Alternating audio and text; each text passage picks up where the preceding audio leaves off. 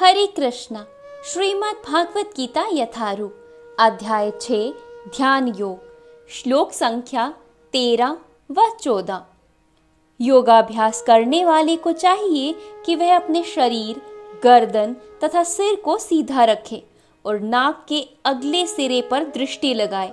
इस प्रकार वह अविचलित तथा दमित मन से, भय रहित, विषय जीवन से पूर्णतः मुक्त होकर अपने हृदय में मेरा चिंतन करे और मुझे ही अपना चरम लक्ष्य बनाए। तात्पर्य: जीवन का उद्देश्य कृष्ण को जानना है, जो प्रत्येक जीव के हृदय में चतुर्भुज परमात्मा रूप में स्थित हैं।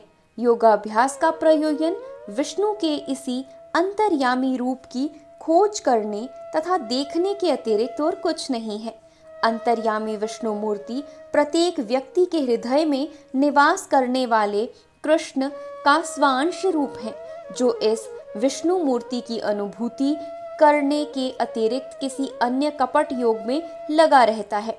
वह निसंदेह अपने समय का अव्यय करता है। कृष्ण ही जीवन के परम लक्ष्य हैं और प्रत्येक हृदय में स्थित विष्णु मूर्ति ही योगाभ्यास का लक्ष्य है। हृदय के भीतर इस विष्णु मूर्ति की अनुभूति प्राप्त करने के लिए ब्रह्मचार्य व्रत अनिवार्य है।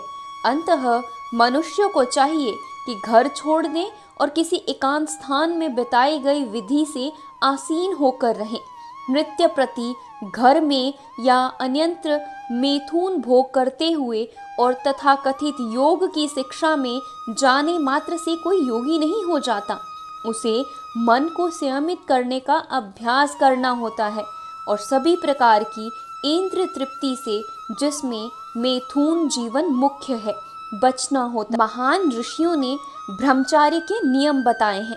सभी कालों में, सभी अवस्थाओं में तथा सभी स्थानों में मानसा वाचा कर्मणा मैथुन भोग से पूर्णतः दूर रहने में सहायता करना ही ब्रह्मचार्य व्रत का लक्ष्य है। मैथुन में प्रवृत्त रहकर योगाभ्यास नहीं किया जा सकता। इसीलिए बचपन से, जब मैथुन का कोई ज्ञान भी नहीं होता, ब्रह्मचार्य की शिक्षा दी जाती है। 5 वर्ष की आयु में बच्चों को गुरुकुल भेजा जाता है, जहां गुरु उन्हें ब्रह्मचारी बनने के दृढ़ नियमों की शिक्षा देता है। ऐसे अभ्यास के बिना किसी भी योग में उन्नति नहीं की जा सकती, चाहे वह ध्यान हो या ज्ञान या भक्ति। किंतु जो व्यक्ति विवाहित जीवन के विधि विधानों का पालन करता है और अपनी ही पत्नी से मैथुन संबंध रखता है, वे भी ब्रह्मचारी कहलाता है। ऐसे संयमशील गृहस्थ ब्रह्मचारी को भक्ति संप्रदा में स्वीकार किया जा सकता है, किंतु ज्ञान तथा ध्यान संप्रदा वाले ऐसे गृहस्थ ब्रह्मचारी को भी प्रवेश नहीं देते। उनके लिए पूर्ण ब्रह्मचार्य अनिवार्य है। भक्ति संप्रदा में गृहस्थ ब्रह्मचारी को संयमित मैथुन की अनुमति दी जाती है, क्योंकि भक्ति संप्रदा इतना शक्तिशाली है कि भगवान की सेवा में लगे रहने से वे स्वतः ही मैथुन का आकर्षण त्याग देते हैं। भागवत गीता में कहा गया है, यहाँ अन्य को विषय भोग से दूर रहने के लिए बाध्य किया जाता है, वहीं भागवत्य भक्त भागवत्य रस स्वादन के कारण इंद्रिय तृप्ति से स्वतः विरक्त हो जाता है। भक्त को छोड़कर अन्य किसी को इस अनुपम रस का ज्ञान नहीं होता। पूर्ण कृष्णा भावना भवित हुए बिना मनुष्य निर्भय नहीं हो सकता।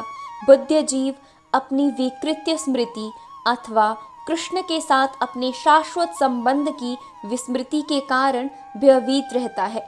भागवत का कथन है कि कृष्ण भावना भवित व्यक्ति ही योग का पूर्ण अभ्यास कर सकता है, और चूंकि योगाभ्यास का चरम लक्ष्य अंतकरण में भगवान का दर्शन पाना है, अंततः कृष्ण भावना भवित व्यक्ति पहले से ही समस्त योगों में श्रेष्ठ होता है।